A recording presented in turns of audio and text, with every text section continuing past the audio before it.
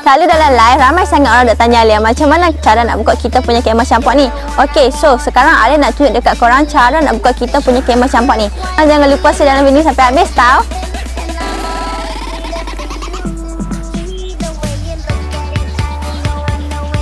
Okey, mula-mula korang buka kita punya getah ni. Lepas tu korang pisah punya kemah ni macam ni. Dan korang pisahkan kita punya konektor ni perlahan-lahan. Lepas tu korang dah boleh ready untuk campak.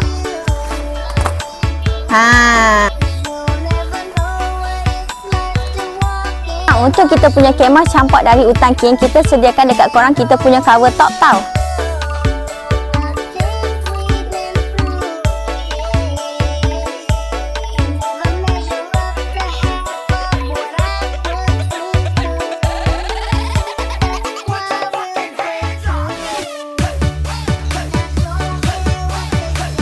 Okey, untuk kemah yang Alia tengah buka sekarang ni bersaiz 1 hingga ke 2 orang hantar korang.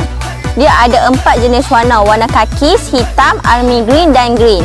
Kalau korang beli kita punya kemah campak dari Utan King, korang akan dapat free storage bag, free pancang dan free tali tau. Okey, kalau korang berminat dengan kita punya kemah campak, korang jangan lupa gerak dekat beg kuning dekat bawah hantar korang. Bye bye korang, see you korang di next video.